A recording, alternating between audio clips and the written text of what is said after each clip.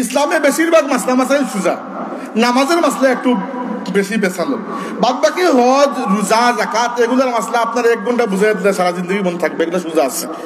তো আমি তো এত কিছু বোঝানোর টাইম নাই, সংক্ষেপে বলে দিই। জাকাতের নিসাব হচ্ছে 7.5 তোলা সোনার মতো। 7.5 তোলা সোনা বা এই সমপরিমাণ টাকা পয়সা যদি আপনার কাছে থাকে 1 বছর পর্যন্ত, বছর পরে যা আছে তার 2.5% আপনি জাকাত দেবেন। 100 টাকায় 2.5 টাকা, বুঝতে পেরেছেন? এবার কিছু জিনিস আছে যেগুলো জাকাত হয় না, জাকাত দেওয়া লাগবে না। প্রথমত আপনার ঘরের কোনো জাকাত দেওয়া লাগবে না। 2 নম্বর আপনার ব্যবহৃত আসবাবপত্র, এগুলো জাকাত দেওয়া লাগবে না।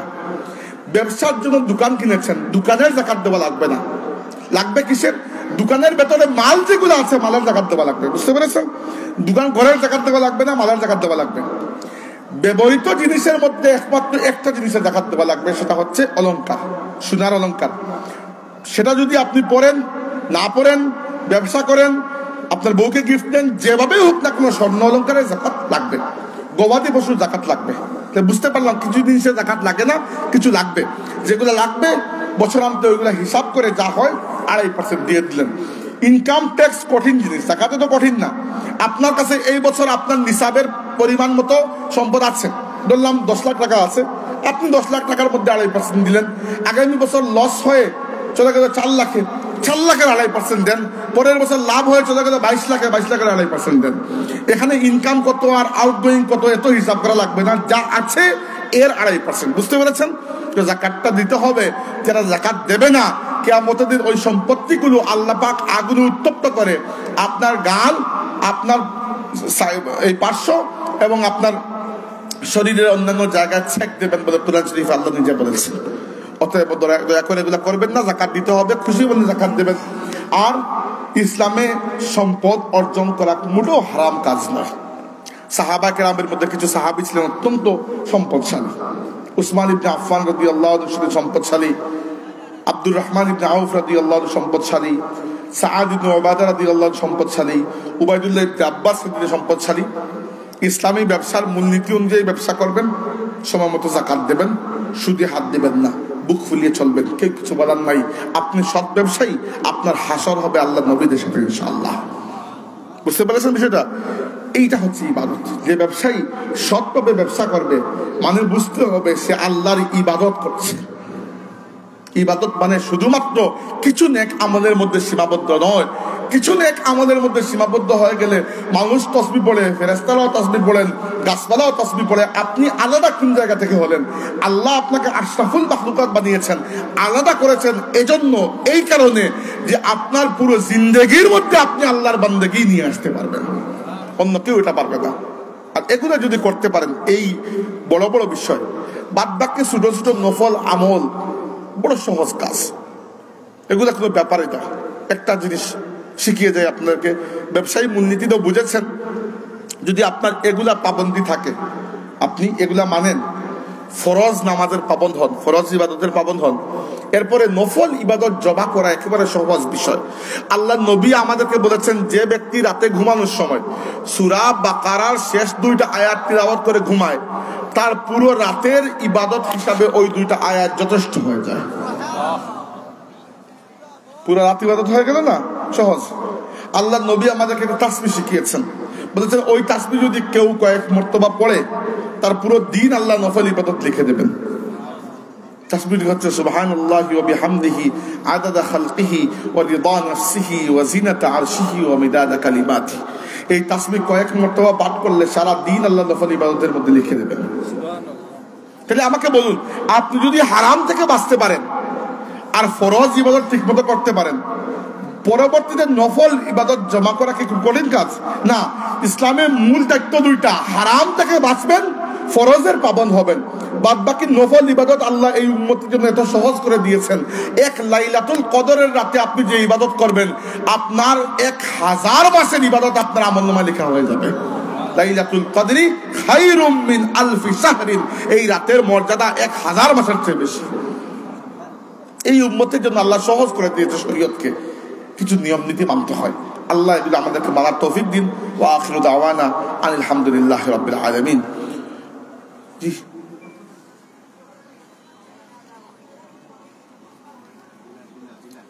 দিলাম এটা লম্বা বিষয় আছে, আমি মঞ্জুর ভাইটা বলে যাবো, তিনি আপনাদেরকে বুঝাই বলবেন, সমস্যা নাই, লম্বা বিষয় এটা। এগুলো এটার কথা বলতে গেলে প্রথমে কিস্তি কয় প্রকার একটা বুঝাইতে হবে, তারপরে আরো যন্ত্রণা আছে, আমি মঞ্জুর ভাইকে বলে যাবো, তিনি আপনাদেরকে বুঝাই বলবেন, সমস্যা নাই। আর আমি আর উঠি, দুরূদ শরীফ পড়েন সাল্লাল্লাহু আলা সাইয়্যিদিনা ওয়া মাওলানা মুহাম্মদ ওয়া আলা আলিহি ওয়া আসহাবিহি ওয়া সাল্লাম। প্রশ্ন করা কোনো অপরাধ নয়, প্রশ্ন করবেন, বারবার প্রশ্ন করবেন, সেটা রান্না প্রশ্ন করবেন, একজন জবাব দিতে না পারলে আরেকজন দিবে, কিন্তু মনে সন্দেহ নিয়ে উঠবেন না। সময় শেষ আমার, এত স্বল্প সময়ের মধ্যে এটা বুঝাই বলতে পারবো না, আমি মঞ্জুর ভাইকে বলে যাবো, তিনি বুঝাই বলবেন ইনশাআল্লাহ। কিন্তু আমি খুশি হয়েছি যিনি প্রশ্ন করেছেন, আপনি অনেক ভালো একটা ছেলে, আল্লাহ আপনার কল্যাণ করুন, আল্লাহুম্মা আমিন। আলহামদুলিল্লাহ রাব্বিল আলামিন, ওয়াসসালাতু ওয়াসসালামু আলা সামি আন্নী আযবাহুকা ফানজুর মা তারা। ইব্রাহিম বললেন, বাবা ইসমাইল, আমি স্বপ্নে দেখলাম তোমাকে জবাই করছি, তোমার কি মতামত? ইসমাইল বললেন, ইয়া আবাতি ফাআল মা তুমার সাতাজিদুনি ইনশাআল্লাহু মিনাস সাবিরিন। বাবা, আল্লাহ আপনাকে যে নির্দেশ দিয়েছেন আপনি সেটি পালন করুন, ইনশাআল্লাহ আপনি আমাকে ধৈর্যশীল হিসাবে পেয়ে যাবেন। ইব্রাহিম ইসমাইলকে নিয়ে রওনা হলেন, মক্কা শরীফ থাকতেন, সেখান থেকে মিনায় রওনা হলেন।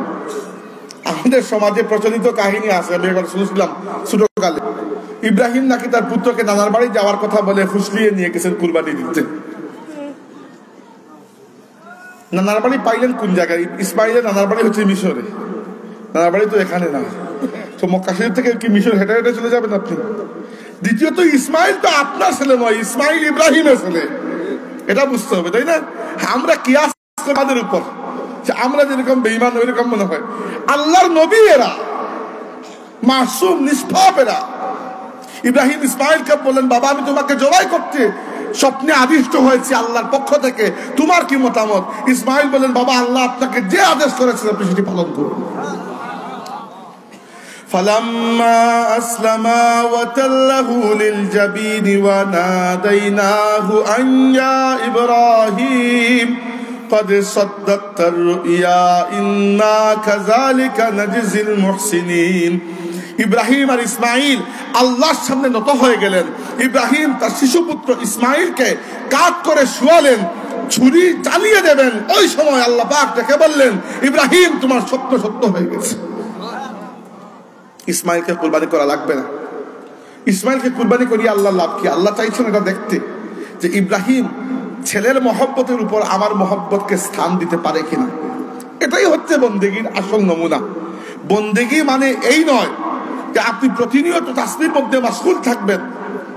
বন্দেগী মানে হচ্ছে আপনার জীবনের যে ক্ষেত্রে যে কাজই আপনি করুন না কেন সেটা আল্লাহর হুকুমের অভ্যন্তরীণ হতে হবে। আমার নবী বড় সুন্দর মিসাল দিয়েছেন, বলেছেন, মাসালুল মুমিনি কা মাসালুল ফারাসি বিআখিয়াতিহি আও কামা ক্বালা। আমার গালে একটু ব্যথা করছে, আমি খাওয়ার সময় গালের মধ্যে কামড় দিয়েছি নিজে নিজে, এই জন্য কথা বলতে কষ্ট হচ্ছে, সরি। এই মাত্র যে বাড়িতে খেয়ে আসলাম। তো ইব্রাহিম আলাইহিস সালাম আর ইসমাঈল আলাইহিস সালামের এই ঘটনার পরে রাসূল পাকের এই হাদিসের ব্যাপারে আপনি একটু চিন্তা করুন। আল্লাহ নবী বলেছেন, একজন মুমিনের উদাহরণ হচ্ছে একটি ঘোড়ার মতো, যাকে একটি রশিতে বেঁধে রাখা হয়েছে। এর মানে কি? এই খুঁটির সাথে যদি আপনি 30 হাত লম্বা একটা দড়ি দিয়ে একটা ঘোড়াকে বেঁধে রাখেন, তাহলে এই খুঁটির চারপাশ দিয়ে ঘোড়ার 30 হাতের একটা বৃত্ত তৈরি হয়ে যাবে, তাই না? এই 30 হাতের মধ্যে সে চাইলে দৌড়াইতেও পারবে, বসতেও পারবে, শুইতেও পারবে, খাইতেও পারবে, ঘুমাইতেও পারবে, কিন্তু এই 30 হাতের বাইরে সে যাইতে পারবে না, কারণ এই 30 হাত হচ্ছে তার সীমানা। এভাবে আল্লাহ আমাদেরকে কিছু সীমানা দিয়ে রেখেছেন, এগুলোকে বলা হয় হুদুদুল্লাহ, আল্লাহর সীমানা। আল্লাহ বলেছেন বারবার দেখে, তিলকা হুদুদুল্লাহ ওয়া মান ইয়াতাআদ্দা হুদুদাল্লাহি ফাকাদ যালামা নাফসা। এইগুলো আল্লাহর সীমানা, যে ব্যক্তি এইগুলোর বাইরে চলে যায় সে নিজের নফসের উপর জুলুম করে বসে। এই হচ্ছে বন্দেগী। বন্দেগী মানে হচ্ছে আল্লাহর হুকুমের অধীনে জিন্দেগি। শেখ সাদি রহমতুল্লাহি আলাইহির বড় সুন্দর একটি কসিদা, তিনি বলেছেন, জিন্দেগির মাকসুদই হচ্ছে বন্দেগী। আর যদি আপনি জিন্দেগি পেয়ে বন্দেগী না করেন তাহলে আপনার জন্য আছে শর্মিন্দগি। তো এজন্য আমরা এই কাজের জন্য আদিষ্ট হই নাই যে এক জায়গায় বসে বসে আমরা খালি ওই হিন্দু সন্ন্যাসী আর বৌদ্ধ সন্ন্যাসীদের মতো 13-14 বছর একসাথে ধ্যান করে কাটিয়ে দেব, আর আমাদের বাকি জীবন কাটবে না, থাকবে না। আল্লাহর নবী নিজে সমাজে জীবন যাপন করে সামাজিক ব্যক্তি হিসাবে দেখিয়ে দিয়ে গেছেন সমাজ পরিবার নিয়ে থাকা সত্ত্বেও আল্লাহর মায়ার বান্দা হওয়া যায়। এমনকি রাসূল পাক সাল্লাল্লাহু আলাইহি ওয়াসাল্লামের 3 জন সাহাবী, বয়স কম, একবার আমাদের মা আল্লাহর নবীর একজন স্ত্রীর কাছে আসলেন, ওই 3 জন তরুণ সাহাবী এসে বললেন যে মা, রাসূলুল্লাহ কিভাবে ইবাদত করেন ওটা আমরা শিখব। তো আল্লাহর নবীর স্ত্রী তিনি বললেন যে রাসূল পাক সাল্লাল্লাহু আলাইহি ওয়াসাল্লামের ইবাদতের নিয়ম হচ্ছে এরকম এরকম। আল্লাহর নবীর ইবাদতের কথা শুনে ওই 3 তরুণ সাহাবী, তরুণ বয়সে তো জুরস একটু বেশি থাকে, ওই 3 তরুণ সাহাবী বললেন যে ইবাদত তো নবীর ইবাদত একটু কম হয়ে গেল, নবীর ইবাদত একটু কম। তো নবীর ইবাদত কম এটা তো আর বলা যায় না, তারা একটু নিজের মধ্যে একটা জাস্টিফিকেশন দিলেন, বললেন নবী তো মাসুম নিষ্পাপ, নবীরে তো ইবাদত না করলে হবে, কিন্তু আমাদের তো এর থেকে বেশি ইবাদত করতে হবে। নিজের মনের মতো বানিয়ে নিয়েছেন। কি কি ইবাদত করতে হবে? একজন বললেন যে আমি আজ থেকে আর ওয়াদা করলাম কখনো রাতে ঘুমাবো না, সারা রাত জেগে আল্লাহর ইবাদত করবো। আরেকজন বললেন আমি ওয়াদা করলাম জীবনে আর কখনো বিয়ে শাদী করবো না, সারা জিন্দেগি আল্লাহর ইবাদত করবো। আরেকজন বললেন যে আমি ওয়াদা করলাম আর কখনো রোজা ছাড়বো না, 360 দিনের মধ্যে 360 দিনই আমি নফল রোজা রাখবো, 5 দিন রাখা যায় না হারাম, বাকি 360 দিন নফল রোজা রাখবেন। যেই মাত্র এই সংবাদ আল্লাহর রাসূলের কাছে গেল, রাসূল পাক সাল্লাল্লাহু আলাইহি ওয়াসাল্লাম ডেকে নিয়ে আসলেন, বাহবা দিলেন না, শাবাশি দিলেন না, কঠিন ধমক দিলেন, দিয়ে বললেন কি হয়েছে তোমাদের? আমার জীবন কি তোমাদের পছন্দ নয়? আমি নফল রোজা রাখি, মাঝে মধ্যে নফল রোজা ছাড়ি, আমি রাতের একটা অংশ ইবাদত করি, একটা অংশ ঘুমাই, আর আমি বিয়েও করেছি, সংসারও করছি, আল্লাহ আমাকে বাচ্চা কাচ্চাও দিয়েছেন। সুন্দর না ইসলামের নিয়ম? ইসলামে কোনো সন্ন্যাসবাদ নাই। আপনি দেখবেন হিন্দু বৌদ্ধ সন্ন্যাসী যারা আছেন তারা গৃহত্যাগী। ইসলামে গৃহত্যাগের কোনো প্রয়োজন নাই, আল্লাহ নবী কখনো গৃহত্যাগ করেন নাই। সাময়িক সময়ের জন্য গৃহত্যাগ করতে পারেন, যেমন ইতিকাফে যায় মানুষ, এটা সুন্নত, অথবা আল্লাহর ওলিরা চিল্লা করেন, খালওয়াত করেন, এটা করতে পারেন। কিন্তু চিরস্থায়ী, যেভাবে গৌতম বুদ্ধ, বৌদ্ধ ধর্মের প্রবর্তক যিনি গৌতম বুদ্ধ, তিনি ছোটকাল থেকে, তিনি যখন ছোট ছিলেন তার বাবা স্বপ্ন দেখলেন। স্বপ্নে কি দেখলেন? যে তার ছেলে তার সিংহাসন ছেড়ে দিয়েছে, তার সিংহাসনে বসছে না। তিনি বড় কষ্ট পেলেন, মনে মনে চিন্তা করলেন যে তৎকালীন বড় বড় পণ্ডিত যারা, ওদেরকে জিজ্ঞাসা করবেন কি ব্যাখ্যা স্বপ্নের। তো ওরা বলল যে আপনার ছেলে বড় হয়ে ঘর বাড়ি ত্যাগ করে চলে যাবে। তো বাদশা চিন্তা করলেন যে এটা করতে দেওয়া যাবে না, আমার একমাত্র ছেলে, সে চলে গেলে আমার সিংহাসন কে দেখবে। তো বাদশা ছোটকাল থেকে তার পুত্র গৌতম বুদ্ধকে খুব আদরে লালন পালন করেছেন, সিংহাসনের বাইরে যেতে দেন নাই, রাজ দরবারের বাইরে যেতেই দেন নাই। কিন্তু যখন, এবং খুব কম বয়সে বিয়ে দিয়েছেন, মাত্র 12-13 বছর বয়স ছিল। তো যখন গৌতম বুদ্ধ একটু জওয়ান হয়েছেন, প্রথমবার রাজপ্রাসাদ থেকে বেরিয়েছেন, বেরিয়ে দেখলেন একজন জরাজীর্ণ মানুষ এত অসুস্থ, মৃত্যুর জন্য অপেক্ষা করছে। আরেকটা মানুষের লাশ মরে পড়ে আছে, আরেকটা বাচ্চা মারা যাচ্ছে, মায়ের সামনে মা কিছুই করতে পারছে না। গৌতম বুদ্ধ জিজ্ঞেস করেন এগুলো কি? তাকে বলা হলো এগুলো হচ্ছে জীবন, এভাবেই মানুষের জীবন কাটে।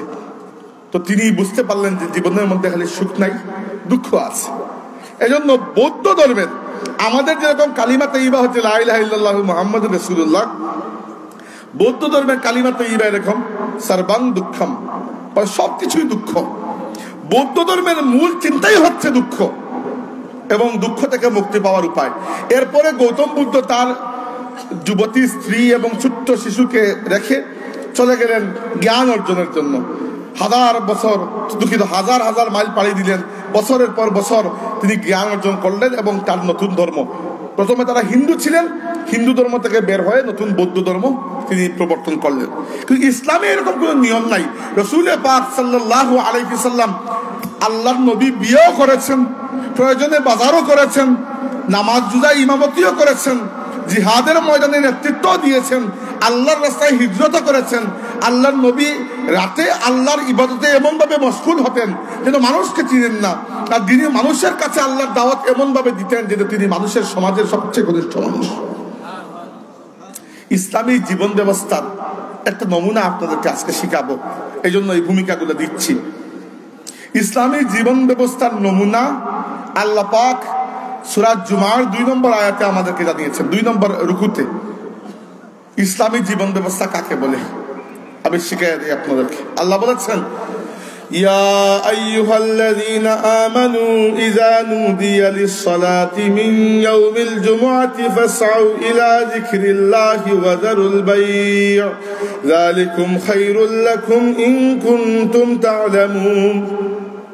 হে ঈমানদারগণ, যখন জুমার নামাজের আযান হয়, বেচা কিনা, ব্যবসা বাণিজ্য, তিজারত, লেনদেন, দুনিয়াবি কাজ সব বন্ধ করে নামাজে চলে আসছে। নামাজ যখন শেষ হলো তখন কি করবো? ফাইযা কুদিয়াতিস সালাতু ফান্তাশিরু ফিল আরদি ওয়াবতাগু মিন ফাদলিল্লাহ। আর নামাজ শেষ হলে জমিনে বেরিয়ে পড়ো, আমি আল্লাহ তোমাদের জন্য যে রিজিক রেখেছি ওই রিজিক অন্বেষণ করো। তার মানে মসজিদে আল্লাহর উপর তাওয়াক্কুল করে সারাদিন বসে থাকলে ফেরেশতা এসে আপনাকে খাওয়াবেন না, কারণ খাবার আপনাকে নিজে জোগাড় করতে হবে। এইটাই হচ্ছে আল্লাহর বন্দেগীর একটা নমুনা। যখন আল্লাহর দিকে ডাক আসে, আপনি দুনিয়া ফেলে আল্লাহর কাছে চলে আসবেন। আর আল্লাহকে লাব্বাইক বলার পরে, সেজদা করার পরে আপনার উপর এটা জরুরি হচ্ছে, ফরজ হচ্ছে আপনার নিজের এবং পরিবারের জন্য হালাল রিজিক তালাশ করা। আল্লাহর হাবিব বলেছেন, তালাবু কাসবুল হালালি ফরিয়াদাতুন বাদাল ফরিয়দা। আল্লাহর ফরজের পরে বড় ফরজ হচ্ছে নিজের জন্য হালাল রুজি তালাশ করা। বেকার থাকবেন না, বেকার থাকার মধ্যে কোনো সম্মান নেই। বুঝতে পেরেছেন? এবার আপনি বলবেন যে ধরেন আমি রিজিক অন্বেষণের জন্য ব্যবসাপাতি করলাম, একজন ব্যবসায়ী হিসাবে আমি কিভাবে আল্লাহর প্রিয় বান্দা হতে পারবো? ব্যবসায়ীরা কি আল্লাহর প্রিয় বান্দা হতে পারবেন? জি পারবেন। এটাই বলতে চাচ্ছি আজকে। কারণ বন্দেগী বলতে সারাদিন শুধুমাত্র কিছু নির্দিষ্ট আমল করা নয়। বন্দেগী বলতে আপনি জীবনের যে জায়গায়, যে ক্ষেত্রে যে কাজ করছেন, সেই কাজকে আল্লাহর হুকুমের অধীনে নিয়ে আসা।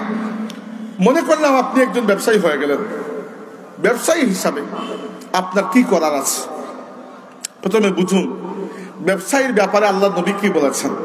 বলেছেন, আত-তাজিরুস সাদুকুল আমিন মা'আন নাবিয়্যিন ওয়াস সিদ্দীকিন। সৎ ব্যবসায়ীদের হাসর হবে আল্লাহর নবীদের সাথে। বুঝতে পারছেন ব্যবসায়ীর কি পরিমাণ মর্যাদা ইসলামে? একজন সৎ, সচ্চা, সত্যবাদী ব্যবসায়ী নবী এবং সিদ্দিকদের সাথে আল্লাহ তাকে হাসরের ময়দানে উপস্থাপন করবেন। প্রশ্ন আসে, এইরকম ব্যবসায়ী কিভাবে হতে পারবে? জবাব একটাই, ইসলামের ব্যবসার যে মূলনীতিগুলো আছে সেগুলা মেনে যদি আপনি ব্যবসা করেন, তাহলে আপনি আত-তাজিরুস সাদুকুল আমিন, বিশ্বস্ত এবং ন্যায়পরায়ণ সত্যবাদী ব্যবসায়ী হতে পারবেন। আপনি আল্লাহর মকবুল বান্দাও হতে পারবেন। আপনি আল্লাহর ইবাদতের হকও আদায় করতে পারবেন। কিয়ামতের দিন আপনার হাসরও হবে আল্লাহর নেক বান্দাদের সাথে। ইসলামের ব্যবসা কি কি নিয়ম আছে সেগুলো একটু জানবো আমরা। এরপরে খুব বেশি লম্বা করবো না, এমনি ওই যে মঞ্জুর ভাই মনে হয় বসে আছেন, এরপরে উনি বয়ান করবেন, ঢাকা থেকে আগত আমাদের অতিথি। যাই হোক, যদি বলছিলাম সংক্ষেপে বলবো, ইসলামের ব্যবসার কিছু নিয়ম কানুন আছে, সেগুলো শিখে নিন। ব্যবসায়ীদের জন্য কাজে লাগবে, আর তরুণদের মধ্যে যারা ভবিষ্যতে ব্যবসায়ী হতে পারেন তাদের জন্য কাজে লাগবে। ইসলামের ব্যবসার প্রথম নিয়ম হচ্ছে, যে জিনিসটা খাওয়া হারাম অথবা যে জিনিস ব্যবহার করা হারাম, সেটা বেচা কিনা করাও হারাম। মদ খাওয়া হারাম, মদ বেচাও হারাম, মদ কিনাও হারাম, মদ রাখাও হারাম, মদের যে কোনো ব্যবহার হারাম। বুঝতে পেরেছেন? বিষয়টা সহজ না, খুব সিম্পল। আমি একটা উদাহরণ দিলাম, আপনি এভাবে মিলিয়ে নিন। শুকরের গোশত খাওয়া হারাম, বেচাও হারাম, কিনাও হারাম, রাখাও হারাম। ইসলামের ব্যবসার প্রথম মূলনীতি হচ্ছে, আপনি যে জিনিসটা খাওয়া আল্লাহ হারাম করেছে সেটা ব্যবসাও হারাম। ব্যবসায়ী কি করেন? খুব নামাজি ব্যবসায়ী, কারবার কি যে তিনি ইয়াবার কারবারি হইবে? হবে না, কারণ মাদক দ্রব্য ইসলাম হারাম করেছে। আল্লাহ রাব্বুল আলামিন স্পষ্ট বলেছেন যে ইন্নামাল খামরু ওয়াল মাইসিরু ওয়াল আনসাবু ওয়াল আজলামু রিজসুম মিন আমালিশ শাইতানি ফাজতানিবু। মাদক, জুয়া, মূর্তি তৈরি করা এবং তীর মেরে ভাগ্য ও লটারি টাইপের এগুলো ইসলামে হারাম। এগুলো রিজসুন, নাপাকি, মিন আমালিশ শাইতান, শয়তানের কাজ। এগুলো ফাজতানিবু, এগুলো ছেড়ে দাও। আল্লাহর ডিরেক্ট হুকুম আপনি পালন করতে হবে, বাধ্য। আপনি এইগুলো হারাম কাজ, এগুলোতে যেতে পারবেন না। তার মানে হচ্ছে ইন শর্ট, যত বড় নামাজি হন না কেন, সেই নামাজি ব্যবসায়ী যদি ইয়াবার কারবারি হন, তাহলে আপনার এই নামাজ আপনাকে আল্লাহর ওলি করতে পারবে না। আপনি আত্তাজিরুস সাদুকুল আমিন হতে পারবেন না। আপনার হাসর নবী রাসূলদের সাথে হবে না, আপনার হাসরও ওইরকম ইয়াবা ব্যবসায়ীদের সাথেই হবে। অতএব প্রথম মূলনীতি ইসলামের, লেখা লাগবে না, মাথার মধ্যে নিয়ে যান, খুব সহজ। প্রথম মূলনীতি হচ্ছে যেটা খাওয়া হারাম অথবা যেটা ব্যবহার করা হারাম, সেটা বেচাকেনা করাও হারাম। 2 নম্বর মূলনীতি হচ্ছে ইসলামের কৃত্রিম মজুদদারি ইসলামে হারাম। আল্লাহ নবী বলেছেন আল মুহতাকিরু মালাউন, কৃত্রিম মজুদদার আল্লাহর লানত পড়বে তার উপর। হোয়াট ইজ কৃত্রিম মজুদদারি? আপনারা আমাকে বুঝতে পারছেন, আমি মুখ দেখে বুঝতে পারছি, ঠিক আছে, আমি বুঝাই দিই। মজুদদারি 2 ভাবে করা যায়। মজুদ মানে কি, অর্থনীতি নিয়ে যারা লেখাপড়া করেন এগুলা ভালো করেই বুঝবেন। ধরেন আপনি এই চা বিক্রি করেন, আপনার চায়ের দোকান আছে, তো চা যখন কিনে আনবেন, আপনি হয়তো শ্রীমঙ্গল থেকে চা কিনে আনেন, তো 1 কাপের মতো তো আর চা কিনে আনবেন না, কিনলে কয়েক কার্টুন কিনে নিয়ে আসবেন, এনে মজুদ রাখবেন এবং যে দামে কিনে এনেছেন এর থেকে একটু বেশি দামে বিক্রি করবেন, এটাই না? এটা কোনো হারাম নয়, এটা হালাল, এটার নামই হচ্ছে ব্যবসা। এবার কৃত্রিম মজুদদারি কোনটা? কৃত্রিম মজুদদারি হচ্ছে, উদাহরণ না দিলে বুঝবেন না। ধরেন আপনাদের ট্যাংরা বাজার, ট্যাংরা বাজারে 2টা দোকানে পেঁয়াজ বিক্রি করা হয়। এই 2 দোকানের দোকানদার মিলে একটা লিয়াজু করে ফেললো। ব্যবসায়ীদের লিয়াজু, যখন ব্যবসায়ীরা গঠবন্ধন করে, এটাকে বলা হয় সিন্ডিকেট। সিন্ডিকেট করে ফেললেন কি, যে আমরা আর পেঁয়াজ বিক্রি করব না। 1 দিন 2 দিন 3 দিন চলে গেল, এরা পেঁয়াজ লুকিয়ে রেখে দিয়েছেন, বিক্রি করেন না। পেঁয়াজ কিন্তু নিত্য প্রয়োজনীয় মানুষের খাবার। এর মধ্যে যদি আপনি একটা খবর ফেসবুকে রটিয়ে দিতে পারেন যে দেশে পেঁয়াজের আকাল পড়ে গেছে, ভারত থেকেও আসতেছে না পেঁয়াজ, সাথে সাথে পেঁয়াজের দাম ডাবল সেঞ্চুরি হয়ে যাবে, তখন আপনি এটা সেই দামে, যে পেঁয়াজ উদাহরণস্বরূপ আপনার বেচার কথা ছিল 60 টাকায় 65 টাকায়, সেই পেঁয়াজ আপনি 265 বিক্রি করতেছেন। এই যে মানুষকে জিম্মি করে, মানুষের নিত্য প্রয়োজনীয় খাদ্যদ্রব্যকে আটকে রেখে মানুষকে জিম্মি করে দেশে একটা কৃত্রিম সংকট আপনি তৈরি করলেন। এটা তো বললাম ট্যাংরা বাজারে এখন 2টা পেঁয়াজের দোকানের কথা। আপনি এখন পুরো দেশের হিসাবটা চিন্তা করেন। পুরো দেশের ব্যবসায়ীরা যখন এরকম সিন্ডিকেট করে কোনো জিনিসের দাম বাড়াতে চায়, সরকারও কিছু করতে পারে না। সরকারের দেখেন বাংলাদেশের যে বাণিজ্য মন্ত্রী হয়, প্রথমেই তিনি বলেন যে আমি সিন্ডিকেট ভেঙে ফেলবো, কিছুদিন পরে তিনি নিজেই ভেঙে পড়েন, সিন্ডিকেট থাকেই থাকে। কারণ এগুলো খুব শক্ত। এই ব্যবসায়ী ভাইদেরকে বলছি, এই যে সিন্ডিকেটের মাধ্যমে কৃত্রিম মজুদদারি আপনারা করেন, যদি কেউ করে থাকেন আর আমার কথা আপনার কানে যায়, আল্লাহর বাস্তে ছেড়ে দিন। যারা এগুলা করে তাদের উপর আল্লাহর লানত বর্ষিত হয়। তবে হ্যাঁ, নিত্য প্রয়োজনীয় জিনিসের ক্ষেত্রে কেউ যদি বলে আমি মোবাইলের দোকানদার, বলে আমি আগামী 1 মাস মোবাইল বিক্রি করবো না, তো কারো তো প্রাণ চলে যাচ্ছে না, কারণ মোবাইল তো আর নিত্য প্রয়োজনীয় জিনিস না। কিন্তু চালের দোকানদার যদি এটা বলে, তেলের দোকানদার, লবণের দোকানদার, পেঁয়াজের দোকানদার, তাহলে কোনো সমস্যা। তাহলে মূলত কৃত্রিম মজুদদারিটা হয় মানুষের দৈনন্দিন খাবারের ক্ষেত্রে। তো এটা করবেন না, এটা করা সম্পূর্ণ হারাম। এমনিতে আপনি যে দামে কিনেছেন তার থেকে বেশি দামে বিক্রি করতে পারেন। ক্রেতা আর বিক্রেতা যদি কোনো দামের মধ্যে একমত হয়ে যায়, আমি জিজ্ঞেস করলাম ভাই চায়ের প্যাকেট কত, আপনি বলেন 300 টাকা প্যাকেট, নিলে নেন না নিলে নেই। তো আমি যদি আপনাকে কথাবার্তা বলে 10 টাকা কমাইতে পারি, কমাইলাম, আর আপনি যদি কমাইতে না দেন তাহলে কমাইলাম না, আমার ইচ্ছা হলে নিলাম, না নিলে নাই, এটা কোনো সমস্যা নাই, 2 পক্ষের চুক্তির মাধ্যমে। কিন্তু আপনি ইচ্ছা করে আমার দুর্বলতার ফায়দা নিচ্ছেন। আপনি জানেন পেঁয়াজ ছাড়া আমার চলবে না, আপনি পেঁয়াজ লুকিয়ে রেখেছেন, তার মধ্যে আবার মিথ্যা সংবাদ ছড়াচ্ছেন যে পেঁয়াজের আকাল পড়ে গেছে। প্রায় সময় এরকম দেশে হয় না যে তেলের দাম বেড়ে গেছে, মরিচের দাম বেড়ে গেছে? কি জন্য হয়? এই সিন্ডিকেটের কারণে। ব্যবসায়ী ভাইরা, খালি যে আমি আল্লাহর কাছে গিয়ে জবাব দিব তা তো না, আপনাকেও তো জবাব দিতে হবে। এগুলা করবেন না। চূড়ান্ত রকমের খারাপ কাজ, দেশেরও ক্ষতি হয়, মানুষেরও ক্ষতি হয়। এখানে কৃষক বেচারা যে পেঁয়াজ ফলাইলো তার তো কোনো লাভ নেই, সাধারণ মানুষেরও কষ্ট, শুধু মধ্যসত্ত্ব ভুগী যারা আছেন এদেরই লাভ। তো এই টাকা লাভ করে লাভ কি, থাকবে না তো এই টাকা বেশি দিন। কৃত্রিম মজুদদারি, বুঝতে পেরেছেন, ইসলামে এটা হারাম। আরবিতে এটাকে বলা হয় আল ইহতেকার, আর ইংরেজি এটা শব্দ আছে আপনারা সবাই জানেন, ইংরেজিতে বলা হয় হোর্ডিং, HOARDING, হোর্ডিং বলা হয় কৃত্রিম মজুদদারিকে।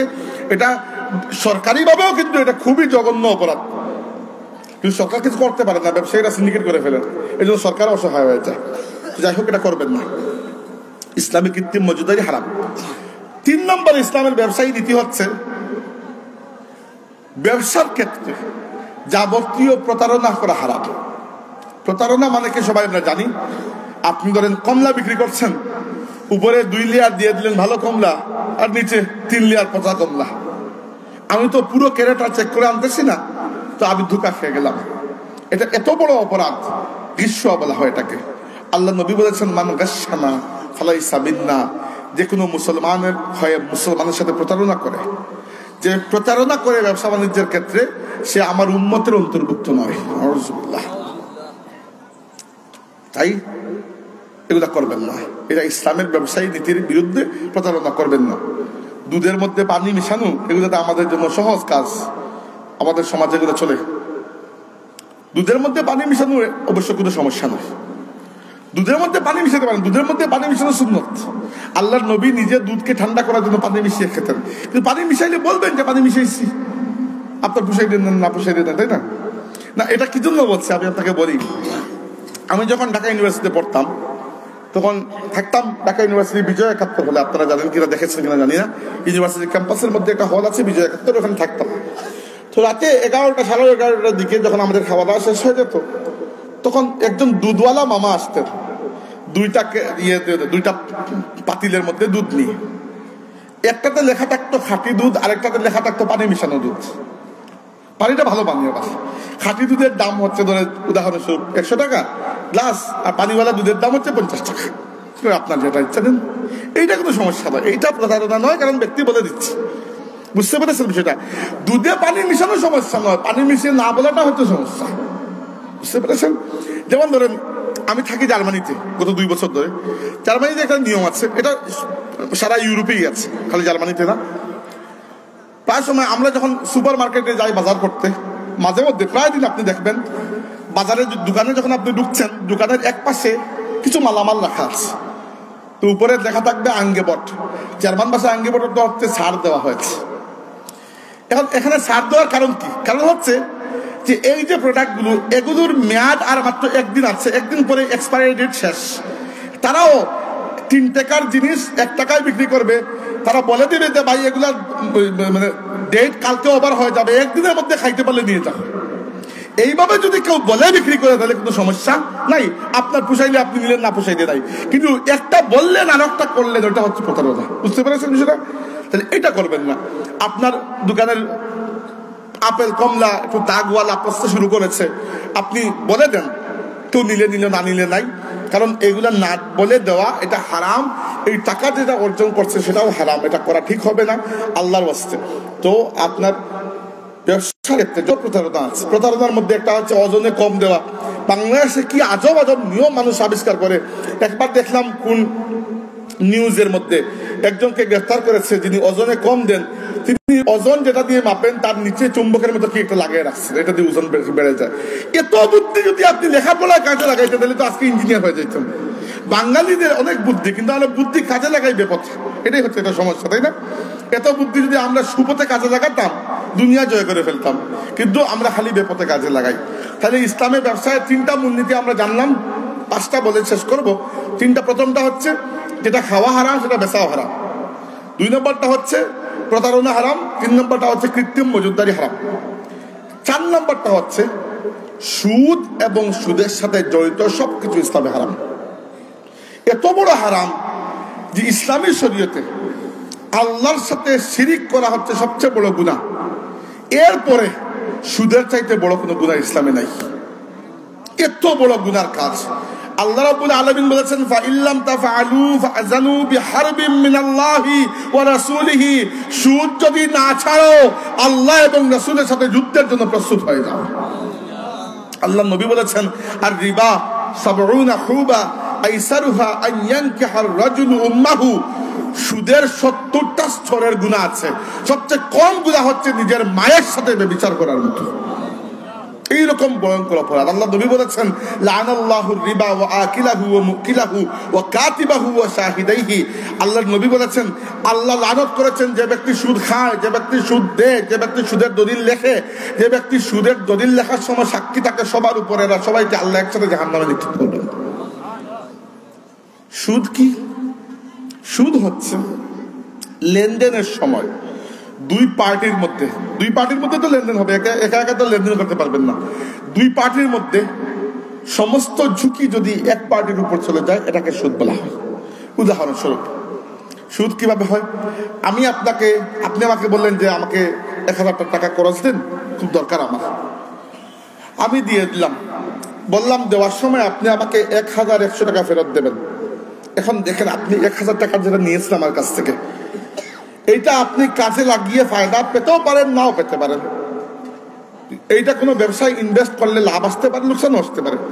আবার আল্লাহ না করুক বাড়িতে যাওয়ার সময় ডাকাতি হয়ে আপনার ওই টাকাটা কেউ নিয়েও যেতে পারে। কিন্তু আমাকে আবার আপনি 1100 টাকা দিতে বাধ্য। তার মানে আপনি যে নিচ্ছেন সেখানে লোকসানের সমস্ত ঝুঁকি আপনার উপর, আমার উপর 1 টাকাও না। এটা জুলুম, আর আল্লাহ জুলুম বরদাস্ত করেন না। এই জন্য ইসলামে সুদ হারাম। বুঝতে পেরেছেন বিষয়টা? তো ইসলামে টাকা পয়সাকে ম্যানেজ করার জন্য 4টা পদ্ধতি আছে। এই 4টা পদ্ধতি হালাল। কি কি? প্রথমত পদ্ধতি হচ্ছে সবচেয়ে উচ্চ লেভেলের পদ্ধতি, যেটা আল্লাহ সবচেয়ে পছন্দ করে। সেটা কি? সেটা হচ্ছে আপনার খাওয়া দাওয়ার পরে যা টাকা পয়সা থাকবে সব আল্লাহর রাস্তায় দান করে দেবেন। এটা তাকওয়া সবচেয়ে উচ্চ লেভেল। আপনি বলেন ঠিক আছে মাশাআল্লাহ সুবহানাল্লাহ আলহামদুলিল্লাহ, কিন্তু পারবো না, মনে দেয় না, তাই না?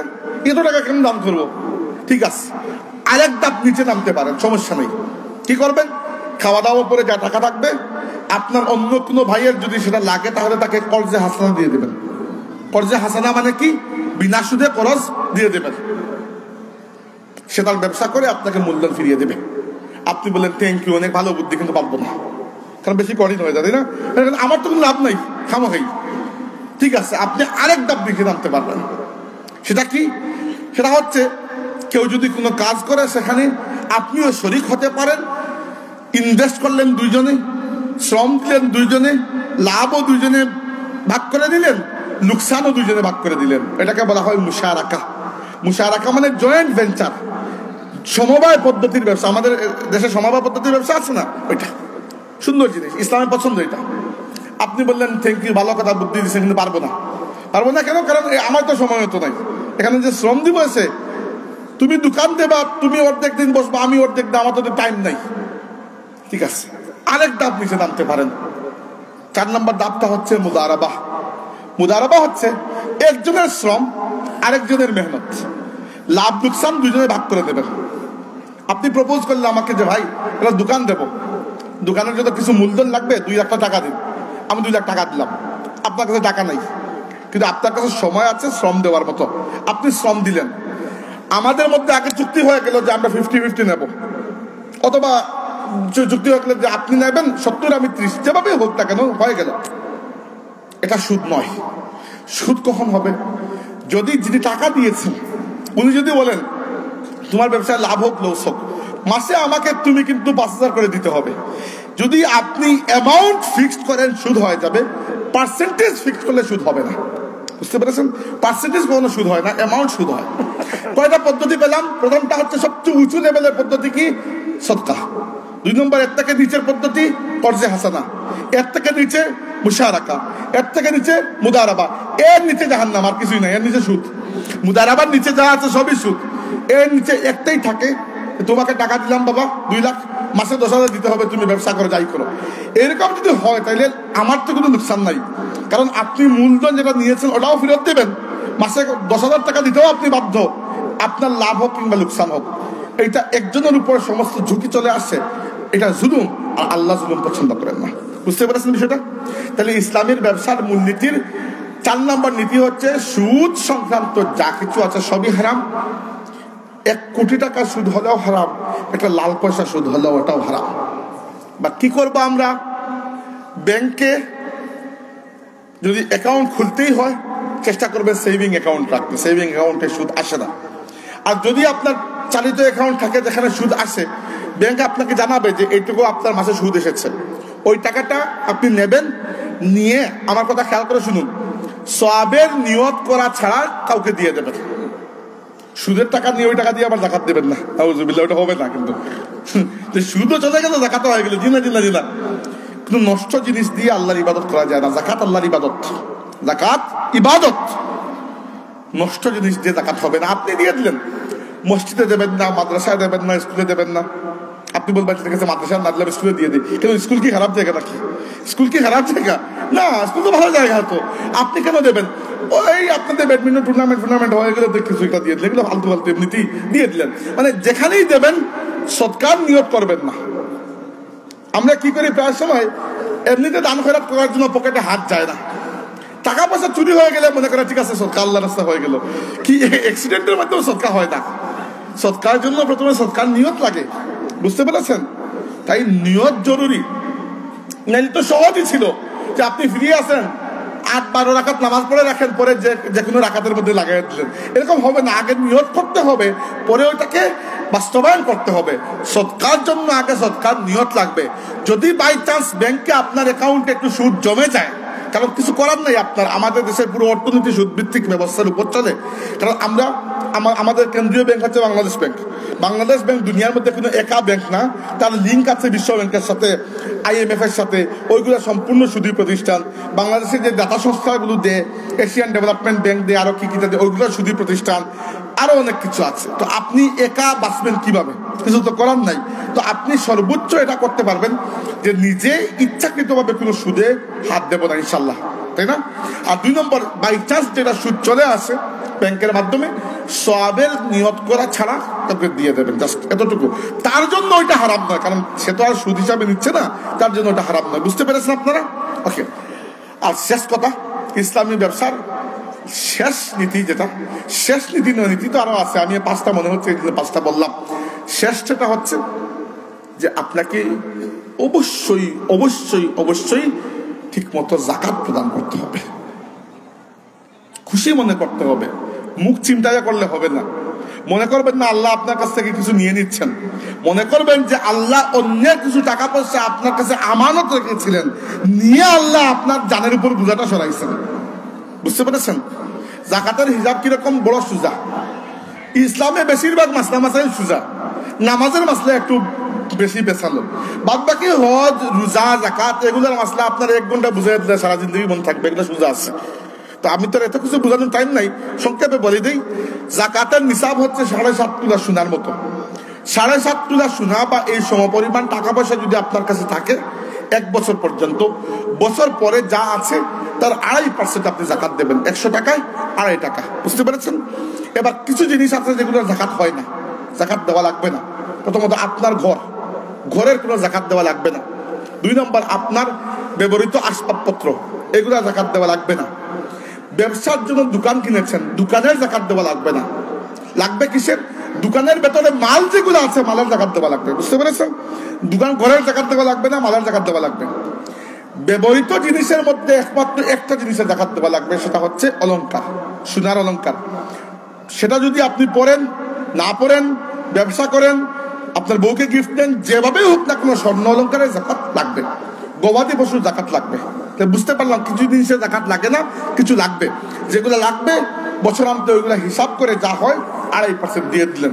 ইনকাম ট্যাক্স কঠিন জিনিস, যাকাতে তো কঠিন না। আপনার কাছে এই বছর আপনার নিসাবের পরিমাণ মতো সম্পদ আছে, ধরলাম 10 লাখ টাকা আছে, আপনি 10 লাখ টাকার মধ্যে 2.5% দিলেন। আগামী বছর লস হয়ে চলে গেল 4 লাখে, 4 লাখের 2.5% দেন। পরের বছর লাভ হয়ে চলে গেল 22 লাখে, 22 লাখের 2.5% দেন। এখানে ইনকাম কত আর আউটগোয়িং কত এত হিসাব করা লাগবে না, যা আছে এর 2.5%। বুঝতে পেরেছেন? যাকাতটা দিতে হবে।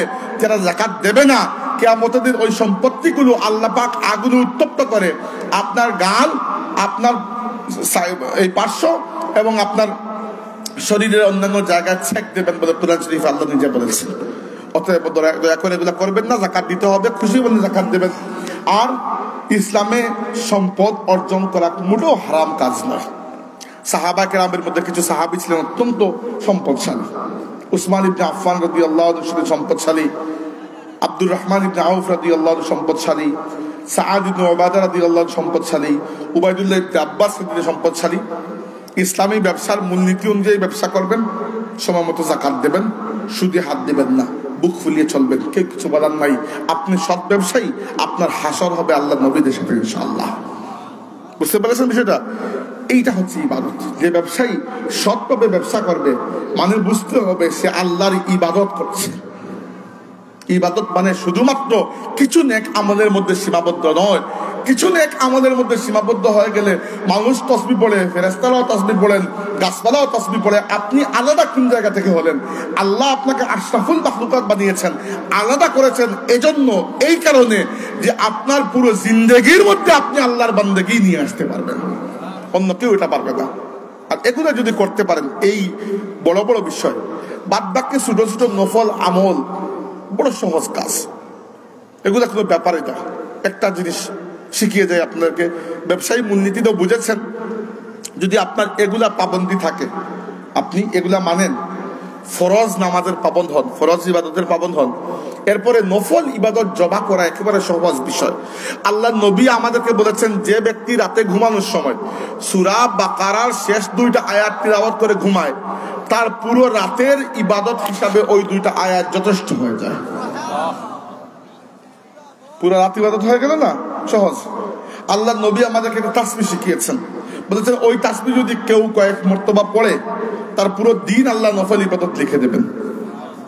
তাসবিহটি হচ্ছে সুবহানাল্লাহি ওয়া বিহামদিহি আদাদা খালকিহি ওয়া রিদা নাফসিহি ওয়া জিনাতা আরশিহি ওয়া মিদাদা কালিমাতিহি। এই তাসবিহ কয়েক মর্তবা পাঠ করলে সারা দিন আল্লাহ নফল ইবাদতের মধ্যে লিখে দেবেন।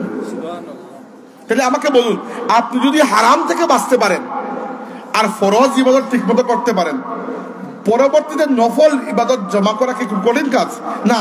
ইসলামের মূল দায়িত্ব 2টা, হারাম থেকে বাঁচবেন, ফরজের পাবন্দ হবেন। বাদ বাকি নফল ইবাদত আল্লাহ এই উম্মতের জন্য এত সহজ করে দিয়েছেন। এক লাইলাতুল কদরের রাতে আপনি যে ইবাদত করবেন, আপনার 1000 মাসের ইবাদত আপনার আমলনামায় লেখা হয়ে যাবে। লাইলাতুল কদরি খায়রুম মিন আলফি শাহরিন, এই রাতের মর্যাদা 1000 মাসের চেয়ে বেশি। এই উম্মতের জন্য আল্লাহ সহজ করে দিয়েছে শরীয়তকে, কিছু নিয়ম নীতি মানতে হয়। আল্লাহ এগুলো আমাদেরকে মানার তৌফিক দিন। ওয়া আখিরু দাওয়ানা আনিল হামদুলিল্লাহি রাব্বিল আলামিন। জি,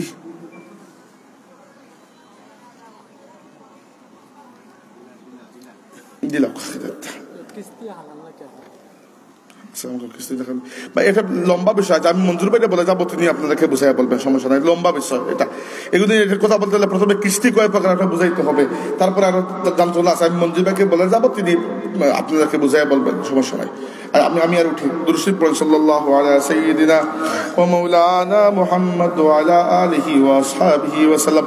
প্রশ্ন করা কোনো অপরাধ নয়, প্রশ্ন করবেন, বারবার প্রশ্ন করবেন, সেটা রান্না প্রশ্ন করবেন, একজন জবাব দিতে না পারলে আরেকজন দিবে, কিন্তু মনে সন্দেহ নিয়ে উঠবেন না। সময় শেষ আমার, এত স্বল্প সময়ের মধ্যে এটা বুঝাই বলতে পারবো না, আমি মঞ্জুর ভাইকে বলে যাবো, তিনি বুঝাই বলবেন ইনশাআল্লাহ। কিন্তু আমি খুশি হয়েছি যিনি প্রশ্ন করেছেন, আপনি অনেক ভালো একটা ছেলে, আল্লাহ আপনার কল্যাণ করুন, আল্লাহুম্মা আমিন। আলহামদুলিল্লাহি রাব্বিল আলামিন, ওয়াসসালাতু ওয়াসসালামু আলা সাইয়্যিদিল মুরসালিন ওয়া আলা আলিহি ওয়া আসহাবিহি আজমাইন। ربنا تقبل منا إنك أنت السميع العليم وتب علينا يا مولانا إنك أنت التواب الرحيم. ربنا فاغفر لنا ذنوبنا وكفر عنا سيئاتنا وتوفنا مع الأبرار. الله يتوب محفل তুমি কবুল ফরমাও মওলা। এই মাহফিলের শরীক হয়েছিল যত মানুষ, আজকের রাতে খেউরের হাতকে তুমি খালি ফিরাইয়া দিও না মওলা। যে যে হাজত নিয়ে উপস্থিত হয়েছেন তামামর হাজতকে পূরণ করে দাও আল্লাহ। আমরা মাফ করে দাও, আমরা মা বাবারে মাফ করে দাও আল্লাহ। আমরা বেমারি হলে শিফা দান করো, বহুত বেমারি হলে দোয়া চাইছেন মওলা, শিফা দান করো আল্লাহ। অভাবী হলে অভাবরে দূর করে দাও, আমরা প্রবাসী হলে জিন্দগির রোশন করে দাও। তোমার বান্দা হলে লাগে হালাল রিজিকের দরজা খুলে দাও। যারা দেশের মাটিতে আসেন, অভাবর তালনায় আসেন, কোনো মুমিন যে মানুষের দুয়ারের ভিখারি বানাইও না আল্লাহ। আমরা নামাজি বানাও, আমরা পরিবারের নামাজি বানাও আল্লাহ। আল্লাহ আমরা লাগে হালাল রিজিকের দরজা তুমি খুলিয়া দাও রব্বে করিম। এত সুন্দর একটা মাহফিল সাজাইতে যারা শ্রম দিছেন, যারা সহযোগিতা করছেন, আমরা আল ইসলার বুজুর্গ হল, তালামিজের ছোট ছোট ভাই হল, আর আমরা এলাকার মানুষ হায়াত দাও, কবরবাসী হয়ে গেলে কবরে আসান করি দাও, কবরের জিন্দগির নুরান্বিত করিয়া দাও। আমরা বারবার হারামাইন শরীফ হইনের মকবুল জিয়ারত নসিব করো আল্লাহ।